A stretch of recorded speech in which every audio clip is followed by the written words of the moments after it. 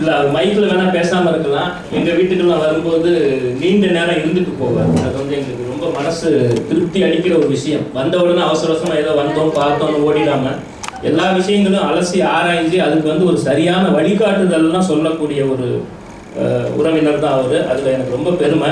ஆனால் அவர் வந்து இங்கே அவருடைய முயற்சிகளையும் அதிர்ஷ்டங்களையும் பற்றி இங்கே ரொம்ப விரிவாக சொல்லலை. நான் இப்போ சொன்னால் அவர் தப்பாக நினைக்க மாட்டாருன்னு நினைக்கிறேன்.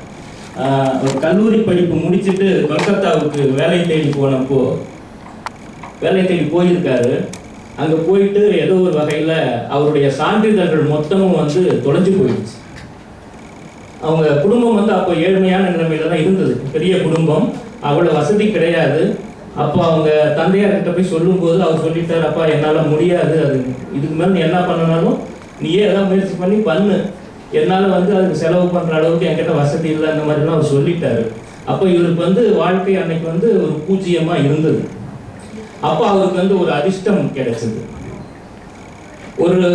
அவருடைய உறவினர் ஒருவர் வந்து, சரி கவலைப்படாத, உன்னை நான் வந்து மேற்கொண்டு படிக்க வைக்கிறேன், இந்த சர்டிஃபிகேட்ஸ் எல்லாம் திரும்ப வாங்கிறதுக்கு ஏற்பாடு பண்ணுறேன்னு சொல்லி உதவி செஞ்சு மறுபடியும் அந்த சான்றிதழ்கள்லாம் இன்னொரு பிரதி பெற்று அதுக்கப்புறம் அவர் படிப்பை தொடர்ந்து அப்புறம் வேலை அது இதெல்லாம் போயிட்டு இன்னைக்கு வந்து இந்த நிலையில் இருக்காரு.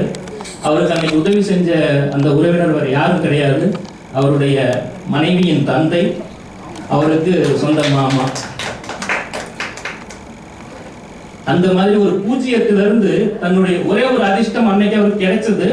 அந்த அதிர்ஷ்டத்தை அது கிடைச்சதுனால அவர் அதோட நின்றுடல. அதுக்கப்புறம் அவருடைய முழு முயற்சியை போட்டு இன்னைக்கு வந்து இத்தனை ஆண்டுகள் கடந்தும் இன்னைக்கு ஒரு வெற்றிகரமான மனிதராக இருக்காருங்கிறது வந்து நிச்சயமா பிரியா கதிர்கள் சொன்ன மாதிரி முயற்சியும் இருக்கணும், அதிர்ஷ்டமும் இருக்கணும் வாழ்க்கையிலங்கிறதுக்கு அவர் ஒரு நல்ல உதாரணம். இப்பொழுது அடுத்ததாக முயற்சியின் முழு உருவமாக தலைவர் திரு கோவிந்தராஜ் அவர்கள் நம்முடன் அவருடைய முயற்சியையும் அதிர்ஷ்டத்தையும் அனுபவத்தையும் பகிர்ந்து கொள்வார்.